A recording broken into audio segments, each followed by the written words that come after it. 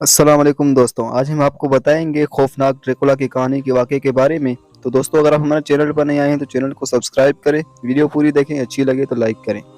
ٹوٹی پھوٹی سڑک پر سیاہ رنگ کی بگی جسے وہ سفید گھوڑے کھینچ رہے تھے ہچکولے کھاتی آگے بڑھ رہی تھی۔ کارہتھیا کا یہ علاقہ اپنے گھنے خوفناک جنگلوں کے علاوہ دلکش سبز ساروں کی وجہ سے بے حد دلچسپی اور توجہ کا مرکز بنا ہوا تھا، لیکن اس علاقے کی سڑکیں اور راستے بے حد شکستہ حالت میں تھے اور ان کی نامواری کی وجہ سے ان علاقے میں ذرائع آمد و رفت محدود تھے، اس لیے بہت کم لوگ ادھر کا رخ کرتے تھے۔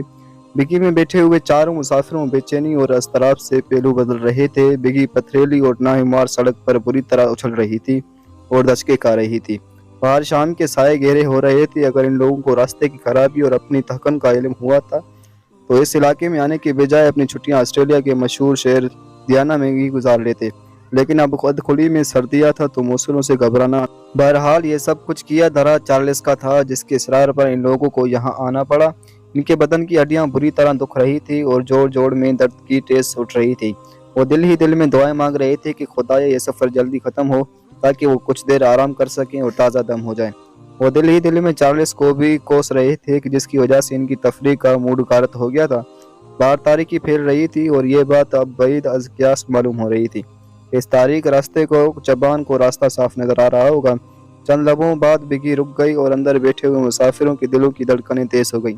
وہ انجانے خوف اور وسوسوں میں گر رہے تھے کہ ان کے دل میں یہ خوف بار بار کروٹیں لے رہا تھا کہ وہ کہیں تاریکی میں راستہ تو نہیں کھو بیٹھے، ان جنگلوں میں گم تو نہیں ہو گئے۔ سب لوگ گل مل کر باتیں کرنے میں مصروف تھے اور یوں لگ رہا تھا جیسے وہ دراصل ایک ہی خاندان کے ارکان ہوں۔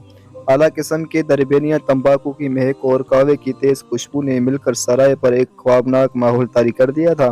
یورپ کے اس تفریحی دورے کا پروگرام چارلس کینٹ نے بنایا تھا۔ وہ شروع سے ایڈونچر اور سیر و تفریح کا دلتا تھا اور نت نیلے تفریحی پروگرام بنا اور نئی مہمات سر کرنا اس کا دلچسپ اور محبوب ترین مشغلہ تھا۔ اس نے سرائے کے مالک کے ساتھ ٹوٹی پھوٹی جرمن میں گفتگو شروع کر دی اور دستی کر لی۔ سرائے میں موجود چند اور لوگوں کو اپنے برطانوی مہمانوں سے بات چیت کرنا گوارا نہیں تھا، پھر بھی جب چارلس نے حسب عادت مسکراتے ہوئے انہیں قہوہ پینے کی دعوت دی تو وہ بھی زیر لب مسکرائے اور پھر کنگنے لگے۔ کچھ لوگ پائپ پی رہے تھے اور اس گمگائی میں بظاہر بڑے بے نیازی سے شامل نظر آتے تھے۔ پھر وہ لوگ جوا کھیلنے میں مصروف ہو گئے۔ چارلس نے دوبارہ سکہ اچھالا۔ قسمت کی دیوی اس پر مہربان تھی، وہ دونوں بار ہی جیت گیا۔ اس کی جیت کے بعد دوسرے لوگوں میں بمبناہٹ شروع ہو گئی اور چارلس نے ماحول کی کشیدگی کے پیش نظر تقریباً ہر شخص کو شراب پلانے کی پیشکش کی اور ماحول پھر سے پرسکون ہو گیا۔ ایلن کو یہ سب کچھ اچھا نہیں لگا۔ یہی نہیں بلکہ خود چارلس کے بڑے بھائی ایلن نے بھی اپنی رائے محفوظ رکھی۔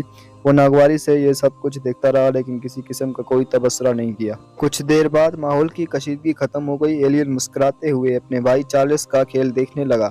چارلس نے بمشکل تمام ایلن اور اس کی جوان سال بیوی ہیلن کو اس مہم پر آنے کے لیے رضامند کیا تھا۔ چارلس اور ایلن کو باپ کے مرنے کے بعد ورثے میں تھوڑی سی جائیداد ملی تھی اور چارلس باہر عیش کوش کے عالم دوبارہ نصف والے مقتولے پر عمل پیرا تھا۔ وہ زندگی میں کنجوسی سے وقت گزارتے پر مر جانے کو ترجیح دینے والے لوگوں میں سے تھا، اور ہمہ وقت اچھی چیزوں، تفریحات اور بے حادثہ عیاشیوں کا قائل تھا۔ اس کے برعکس اس کے بھائی ایلن کو اپنی حسین بیوی ہیلن کا ساتھ دینا پڑتا تھا، جو کنجوس تو نہیں تھی لیکن کفایت شمار ضرور۔ تو دوستوں، آج کی ویڈیو ہماری یہاں تک تھی، تو ویڈیو کو لائک کریں، چینل کو ضرور سبسکرائب کریں۔